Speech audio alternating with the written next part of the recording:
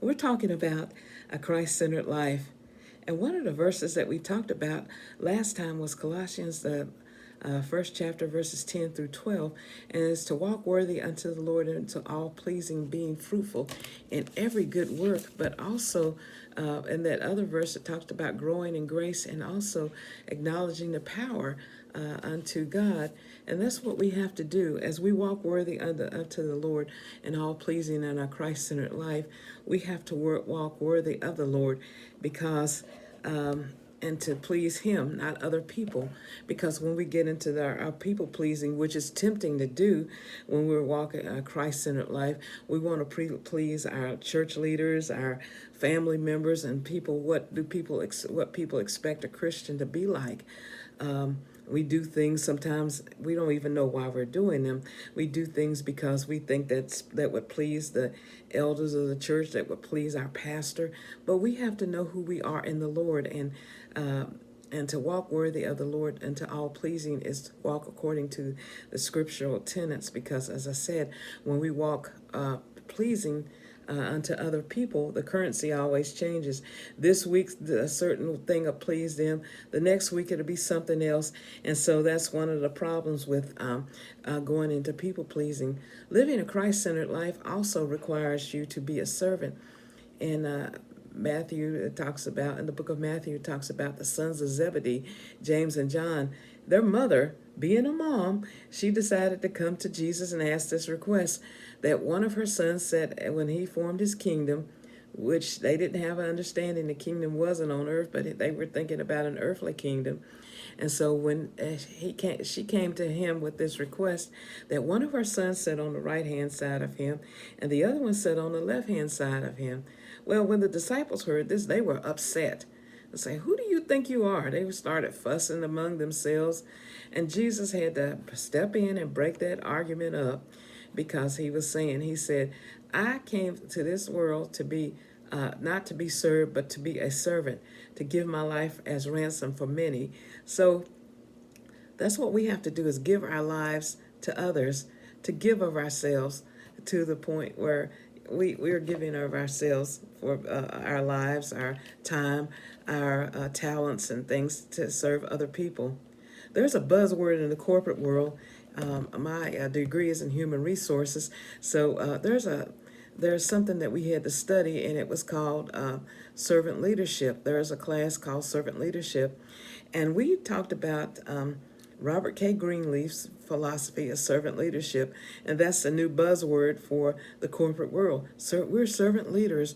We're concerned about others. We're concerned, but it's really a buzzword for making the company seem to be more profitable. But real, true servant, Christ-like servant leadership is to consider ourselves a servant for many, but we're concerned about many things, not just the bottom line of our company or the people that we're around, but everything about them. We're concerned about their well-being, how they're doing, and we're concerned about their spiritual life, whether they know Jesus or not. It's just not just a buzzword to make us feel warm and fuzzy. It's some getting down and loving the unlovable, putting up with different things, not saying putting up with them, but in love you make some corrections, you talk to people when they need to be talked to, you counsel with them, you listen to them, you pray with them, sometimes you even cry with them.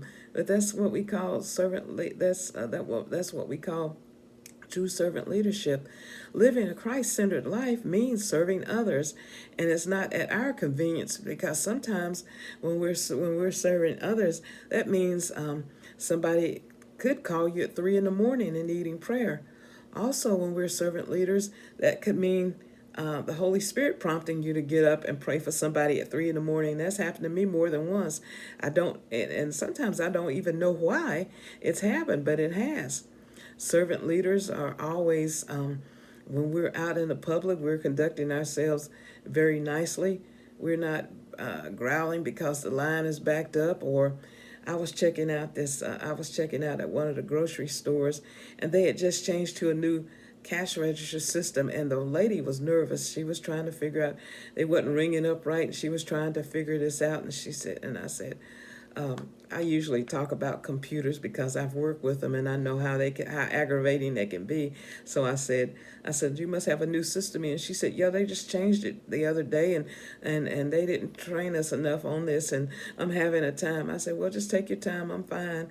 But I just needed to reassure that lady instead of growling. I don't see why you're taking so long. What are you, some kind of idiot? It's the way you look, and it's the way you deal with things, because people are stressed out. Now, if you're pleasant, it might make their day because they said this customer wasn't.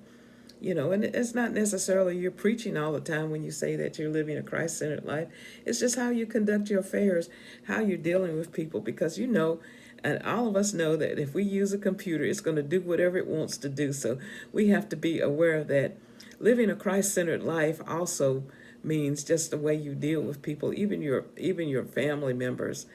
Sometimes, family members know what buttons to push. They know how to aggravate us to no end. But we have to sometimes, that means giving them a little more grace sometimes when they don't, you don't feel like they deserve it, but it's giving people a little more grace, because we don't know what we would do in certain situations. We would think we would do the right thing, but that's not always the case. So living a Christ-centered life means to put others first, to consider ourselves not first, but just to consider ourselves and consider other people. One of the things about living a Christ-centered life, it has to do with ego. And when you think about ego, it's two things. You can look at ego if we're living our Christ-centered life. It's exalting God only. What we do and how we do it, it exalts God, or at the